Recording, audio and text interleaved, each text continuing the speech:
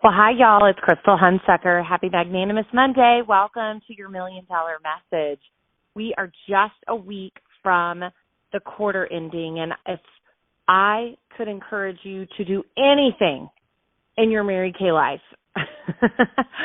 be a star. You know, Mary Kay always puts such an emphasis on that being a star consultant was your Mary Kay report card, that not only are you selling this product, but you are working this business like a business, that you're being a retail store, that you're selling products, paying yourself, as well as keeping products on your shelf. And even in this strange time that we live in, it has been crucial in this season, I know for me, that I have products on my shelf. I mean, even I know how much convenience I want.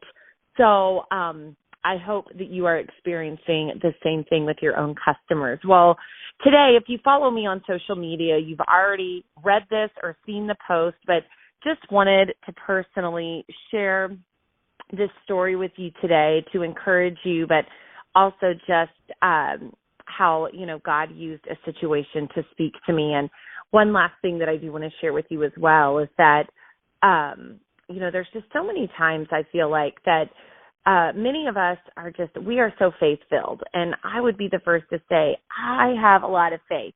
I have a lot of belief. But there are moments that I get weary, I get discouraged, I get tired. Anybody know what I'm talking about? I know you do. And that I know my husband knows too. He's walking through washing towels on a Sunday night. But there are just those moments. And my mom is closing on her house that has been on the market, you guys, for 3.5 years. 3.5 years, you guys. And she has had so much peace and so much faith through this walk. But I will tell you, it was not easy. And it was daily handing it back over to God. But he's already working so many beautiful things out, because not only does she have a contract, she has a contract backing the contract, but we are believing they are going to be officially closing, and she will be moving out of her house in the next week and a half. So it's been a really crazy time for her, and I've been trying to help her do everything that I can. And she had an estate sale this week because she is moving into a home that is still being built. So she doesn't even know where she's living, you guys. She's got a week and a half to figure it out. That's how we roll sometimes, right? And she'll figure it out. She already has some places in mind and some options and opportunities, but make that final decision in the next few days. So all of her stuff is going to be stored for, a couple of months until she can move into her new home. And we all have a lot of traditional furniture and things like that. And so she was selling everything, and I was helping her with an estate sale on Saturday, and we had gotten the word out, and we were excited. And her neighborhood that she lives in just put in a brand new gate and has implemented some new rules. And so anyways, long story short, there was a major miscommunication, and the temporary code that the Homeowners Association gave her was not working.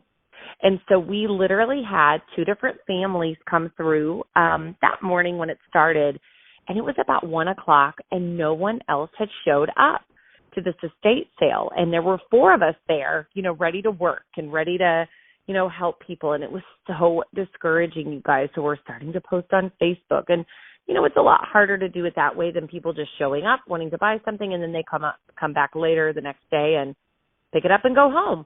And anyway, she checks her email and finds out about this code, and a few more people were able to get in the gate after that, but it was just a tough day. We were emotionally exhausted. She didn't get to sell anything, and so she just kind of started looking at who can I get to just pick this stuff up and just get it out of here. I mean, it was just so discouraging. And so basically the next morning she gets a phone call from someone in Mary Kay, and they bought almost everything, except for 2 things. They bought everything that she had in her home today. So the moral of that story is that I just told my mom, I said, why do we worry? Why do we get worked up? God always has a plan. And it wasn't easy the whole day, and figuring it all out, and the situation was not easy. It was stressful. It was hard, but they figured it out. And I mean, so if you know anyone in the Dallas area that would love a really nice lazy boy couch or an executive desk and a file, a beautiful file cabinet, I would love to talk to them. Anyways, not the point of the call. My point of the call, though, was, why do we lose faith? Why do we believe so much? And I can promise you, if anyone believes and has faith, it is my mother. I mean, she blows my mind. And so it was pretty awesome to watch God work today. And so anyway, so back to what I wanted to share with you today, though, was my day earlier this week at my mom's. And my mom has a pool.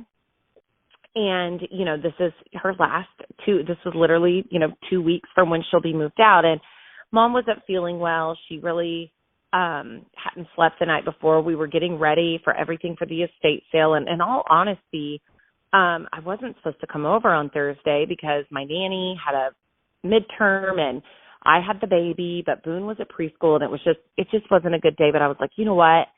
I am going to go just surprise her. I'm going to go surprise her and just go help. And so I show up at the house, and Mom and I have an amazing helper named Nora. She helps both of us do different things, and she's really been an angel, just a godsend to my mom in this time. And she was there, and so I came in, and she's like, oh, your mom's not feeling well. And I'm like, what? I haven't even talked to her this morning. And so I'm helping do some things, getting my mom 7-Up, doing all the things. And Beckham was playing in the living room, and I had put Trolls on, and he was just having this great time. And Nora needed to show me a couple of things in the garage because my husband and Waverly's husband, Garrett, were coming by later to move some things for the estate sale, some furniture and some boxes and some things like that. And so I walked out to the garage for maybe a minute, probably 2. And I said, hey, hold on, Nora, let me walk back in and just check on Beckham. And so I walk in, and Beckham's gone. He's totally gone from the living room, and which, I mean, didn't freak me out too much. He's been to my mom's a million times. He knows where everything is. And so I start looking around and calling his name. And so I'm calling his name, and I couldn't find him. And then, the heart rate goes up a little bit more, and I ran upstairs, and no Beckham. I went in all the bedrooms.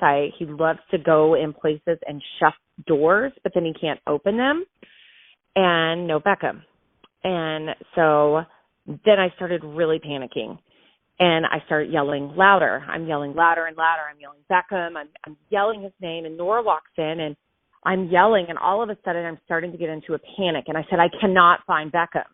And she says, don't panic, he's here. And then I reach for the back door just to check the door, and it is always locked, and my mom's pool is literally right out her back door, and the door is unlocked.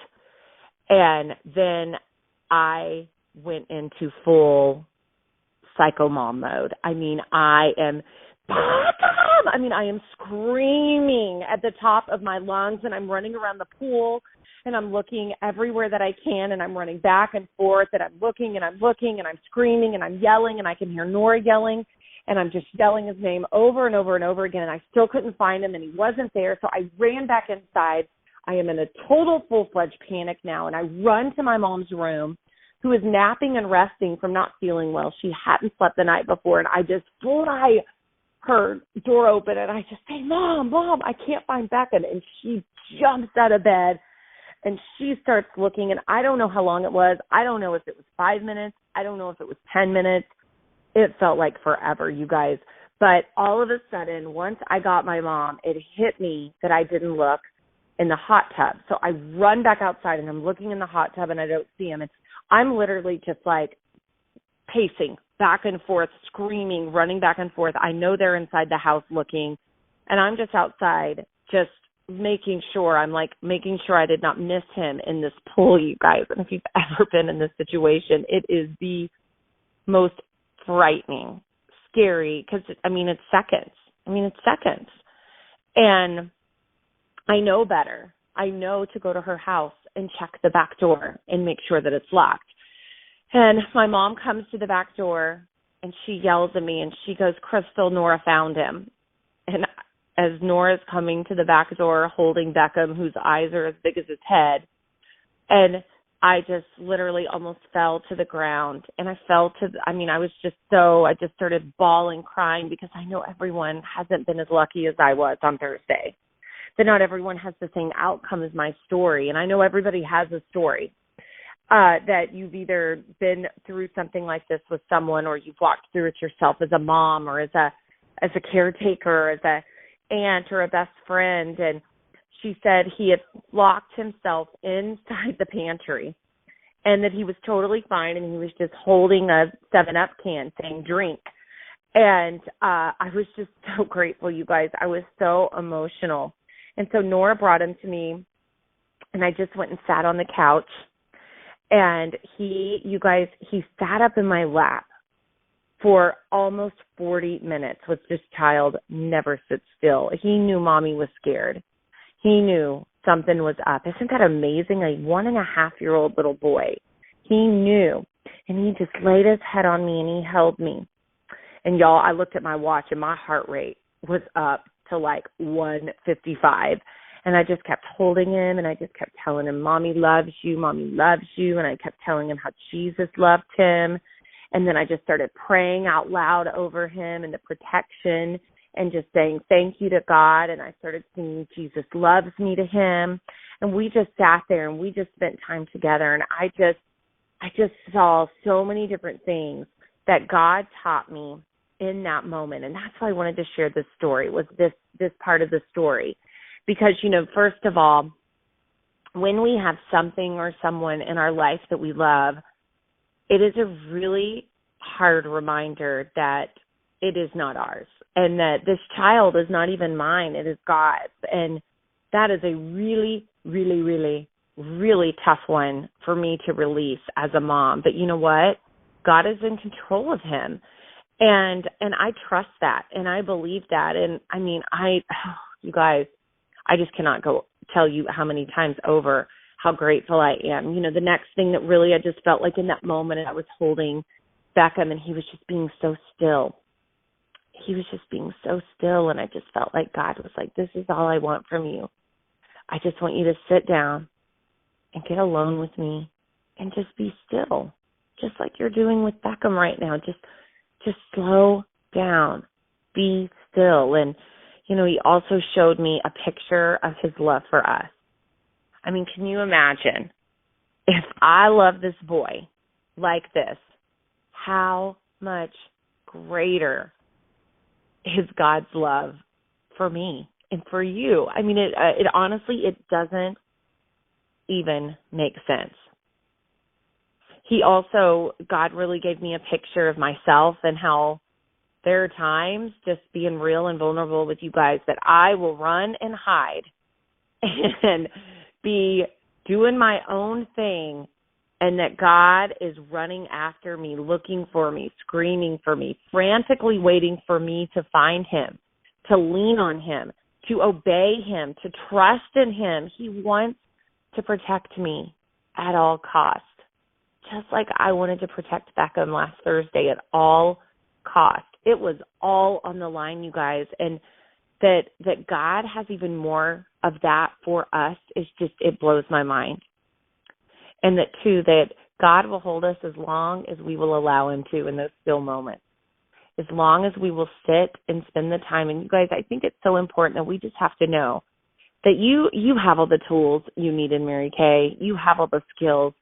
It is a mind game. It is a mindset. And I truly believe that Mary Kay was the most brilliant, precious, wise woman, because I truly believe that she founded our company on a foundation of God.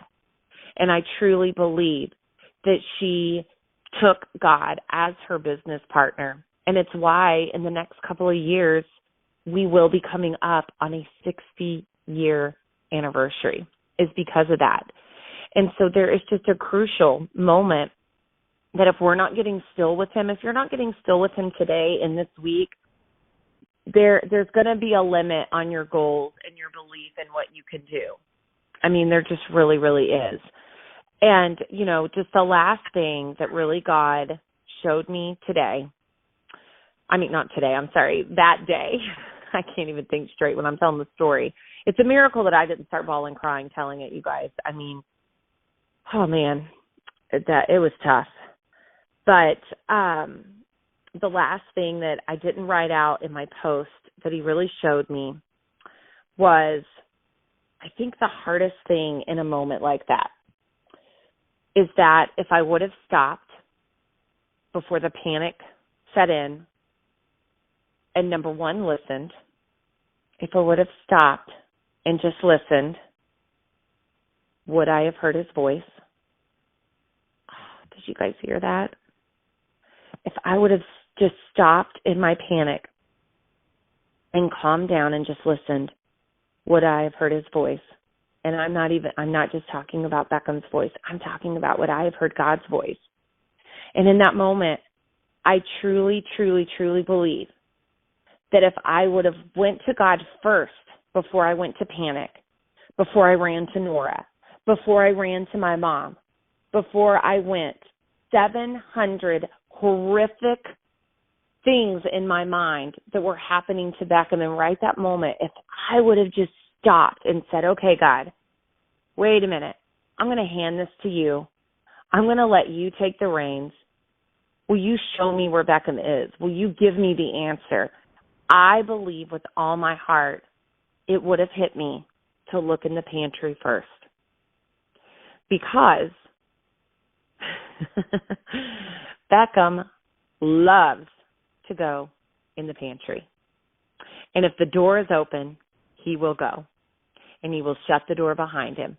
And it is the only place in my mom's house that I didn't go look. I didn't even think of it because I was so caught up in my own head, in my own panic. Y'all see what I'm saying, you guys?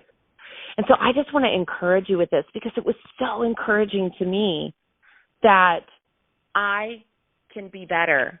I can do things different. I don't have to go into a panic when I've got God on my side. And I just tell you the story to say, hey, I feel like I've got a great relationship with the Lord, and I feel like not all the time, but most of the time, I do lean into him, and I do spend time with him. But, y'all, I am not perfect. Please never put me on a pedestal. I will so let you down. But I just tell you what, I wanted you to hear the story from me that I did panic and that I didn't do the first thing that I knew to do. And so as you are going through your life, this was more of a life lesson today, you can apply it to your business as always, but this is more of a life lesson of successful life and peaceful life.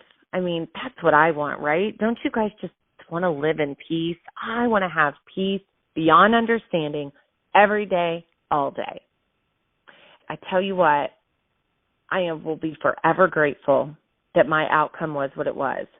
I will not take for granted that he was locked in a pantry. Because, again, I know some of you may have lost a child or lost someone you love or you've been through a situation like this and it didn't end this way. And I am definitely lifting up all the ears and hearts listening to this message. But I also want to encourage you with the love that God has for us, that if we can love others like this, how can he can love so much bigger and so much more. So that is my encouragement for you today. And my soap opera story, oh my word, raising kids is not for the faint of heart, you guys. It's just not. But the best is yet to come. And I have no doubt that this child has a mighty calling on his life. And I'm going to do everything that I can in my power to hand him over to God every single day. And it's just like, Carrie Underwood had it right. Jesus, take the wheel. And just allow him to. So that's going to be our theme for this week, right? Jesus, take the wheel. That whatever it is in your life that you need to hand over, will you do that today? Would you hand it to him?